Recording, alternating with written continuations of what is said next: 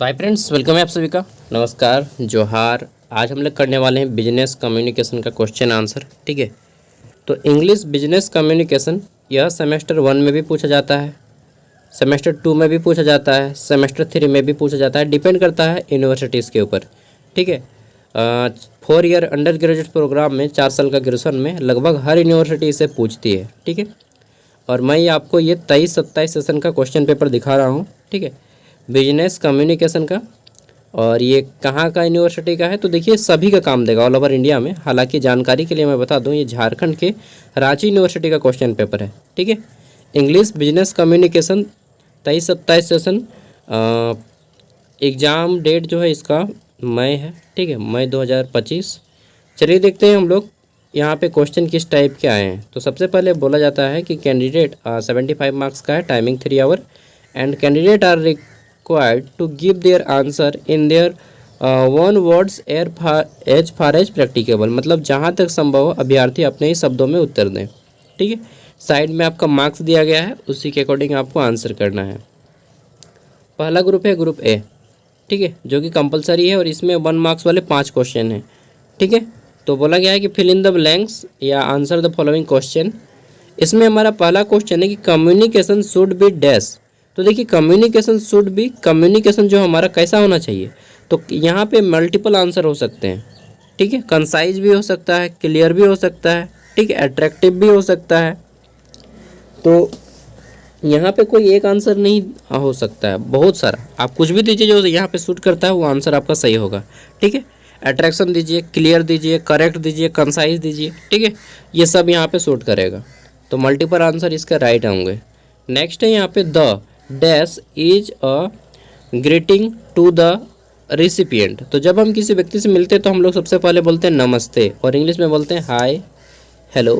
ठीक है, हेलो बाबू ने खाना खाया, हाँ खाना खाया ऐसा बोलते हैं ना। तो हेलो जो है इंग्लिश में बोला जाता है, हिंदी में बोला जाता है नमस्ते।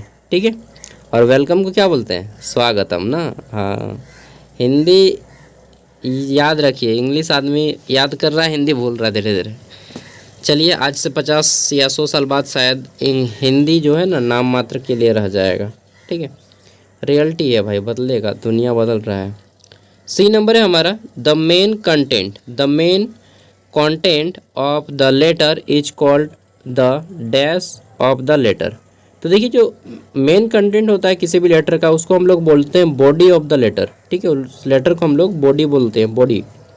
ठीक है, अगला है हमारा डी नंबर। इसमें पूछा गया है कि a dash is a short form of document. देखिए डॉक्यूमेंट का शॉर्ट फॉर्म को हम लोग क्या बोलते हैं, तो मेमो बोलते हैं। तो यहाँ पे हमारा आ जाएगा मेमो। ठीक है, ऑफिस मेमो हम लोग निकालते हैं शॉर्ट फॉर्म में डॉक्यूमेंट को, तो मेमो इसका राइट आंसर हो जाएगा। अगला है हमारा कि is knowledge of grammar essential for communication. यानी कि ग्रामर का जो ज्ञान होना ना, इसेंशियल मतलब होता है आवश्यक, आवश्यक है संचार के लिए, कम्युनिकेशन के लिए ग्रामर का ज्ञान होना बिल्कुल ज़रूरी है यार। ठीक है, तो राइट आंसर हो जाएगा यस। 5 मार्क्स आपको इस तरह से मिलेंगे यहाँ से। अब देखिए यहाँ पे 10 मार्क्स आपको जो दिया जा रहा है वो आपको लिखना होगा छोटा छोटा नोट। बोला गया है right short note on any 2 of the following. ठीक है, इसमें पहला है हमारा प्रोजेक्ट रिपोर्ट, सेकंड नंबर है हमारा minutes of the meeting, third number पे हमारा लेटर ऑफ गुडविल और एप्रिसिएशन, और फोर्थ नंबर पे हमारा इसेंटियल्स ऑफ इफेक्टिव राइटिंग। ठीक है, यानी कि जो अच्छा लिखने के लिए आवश्यक तत्व कौन कौन से होते हैं। ठीक है, तो इनमें से किसी 4 में से किसी 2 पे आपको लिखना है 5 मार्क्स का, और इसका आंसर आपको 100 से 150 शब्दों के बीच में करना है, ना तो उससे ज़्यादा ना ही उससे कम। ठीक है, अब आते हैं हम लोग ग्रुप बी में, और ग्रुप बी में यहाँ पे बोला गया है answer any 4 question of the following. किन्हीं 4 प्रश्नों के उत्तर देने हैं आपको।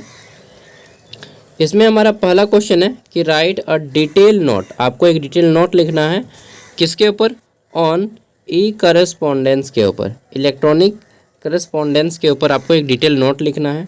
4 नंबर है हमारा एक write a detail note on the essential qualities of a business letter. ठीक है, एक बिजनेस लेटर लिखने के लिए कौन कौन से आवश्यक तत्व होने चाहिए, कौन कौन से आवश्यक घटक होने चाहिए, ये पूछा गया था। 5 नंबर है हमारा यहाँ पे, राइट अ रिपोर्ट, एक रिपोर्ट लिखिए फॉर अ न्यूज़पेपर। ठीक है, न्यूज़पेपर के लिए on an international cricket match. ठीक है, तो इंटरनेशनल क्रिकेट मैच हो रहा है, अंतर्राष्ट्रीय क्रिकेट मैच बिटवीन, किन दोनों के बीच में, तो भारत और पाकिस्तान। लो भाई लो, समझाओ भारत और पाकिस्तान में मिला था। अच्छा, पाकिस्तान की राजधानी किसको किसको मालूम है, कहाँ है पाकिस्तान की राजधानी, कौन कौन बताइएगा, चलिए बताइए। जिसको मालूम है बताइए कमेंट में कि पाकिस्तान की राजधानी कहाँ है। ठीक है, कितना जानते हैं आप पाकिस्तान को? पाकिस्तान में कई गो स्टेट है मालूम है? पाकिस्तान में मात्र 8 गो स्टेट है, 8 गो राज्य है। और भारत में कितना राज्य है जी 28 गो राज्य है भाई। टक्कर लेने आ रहा है, समझ नहीं आता हम लोग क्या सोच लिया है भाई।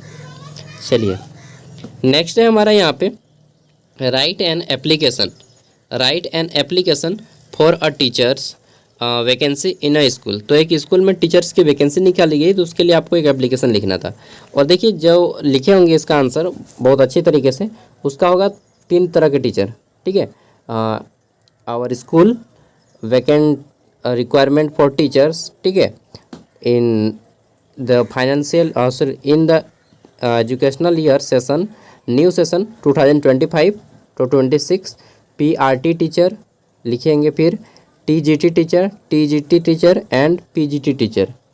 PGT ये क्या होता है समझिए पहले। PRT मतलब होता है 1 to 5 के जो बच्चों को पढ़ाते हैं उसको PRT टीचर कहा जाता है। जो 6 to 8 के बच्चों को पढ़ाते हैं, 6 से 8वीं तक के बच्चों को, ठीक है, उसको हम लोग TGT टीचर बोलते हैं। और जो 9 से 12 तक के बच्चों को पढ़ाते हैं उसको PGT टीचर बोलते हैं। ठीक है, एंड आई विल ट्राई कि मैं अब PGT में शामिल हो जाऊं, क्योंकि यार गवर्नमेंट नहीं हो रहा है तो मुझे लग रहा है PGT में शामिल हो जाना चाहिए ना। PGT टीचर में शामिल हो जाऊंगा और असिस्टेंट प्रोफेसर बनूंगा आराम से, शादी उदी कर लूँगा उसके बाद क्योंकि टाइम लगे जाएगा बस ना, असिस्टेंट प्रोफेसर कोई मजाक थोड़ी हो है टाइम लगता है, हो भी सकता है नहीं भी हो सकता है, होगा कैसे नहीं, टाइम लगेगा। चलिए अगला हमारा, what are the characteristics of a good press release. तो आपको एक गुड प्रेस रिलीज करना है तो उसके लिए आपको कौन कौन से कैरेक्टरिस्टिक्स होने चाहिए। कैरेक्टरिस्टिक्स मतलब आपके गुण होने चाहिए। ठीक है, विशेषताएं होनी चाहिए, गुण बोलिए चाहे विशेषता बोलिए। 8 नंबर है हमारा, राइट अ प्रेस रिलीज। आपको एक प्रेस रिलीज करना है ऑन सम इवेंट, एक घटना पे रिसेंटली ऑर्गेनाइज, जो कि हाल ही में ऑर्गेनाइज होने जा रहा है। ठीक है, कोई भी घटना दे दीजिए, उद्घाटन दे दीजिए, एक नया स्कूल उद्घाटन कर रहे हैं सागर साहब अपना, एक नया यूनिवर्सिटी खोल रहा है ठीक है, आप ही एक नया गैराज खोल रहे हैं। ठीक है, कोई ऐसा भी टॉपिक दे दीजिए। नेक्स्ट है हमारा यहाँ पे, स्टेट इन डिटेल। ठीक है, क्या डिटेल में लिखने बोल रहा है, the steps you would take to prepare the agenda for a meeting. तो देखिए आपको मीटिंग के लिए एक एजेंडा तैयार करना है। मैंने बताया था एजेंडा क्या होता है, तो मीटिंग की पे जो पॉइंट डिस्कस करने वाले हैं हम लोग, जिस मुद्दे पे बात करेंगे उस मुद्दे को एजेंडा बोला जाता है। ठीक है, तो बस यही लिखना था, और इसका मैं डिटेल क्वेश्चन आंसर आपको दे रहा हूँ वीडियो के एंड स्क्रीन से, वहाँ से ले लीजिएगा, और इसका PDF वीडियो का डिस्क्रिप्शन में मिल जाएगा।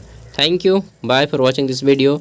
और बाकी अन्य क्वेश्चन पेपर हम इसी तरह से सेंड करते रहिएगा। Thank you, thank you, thank you, thank you very much.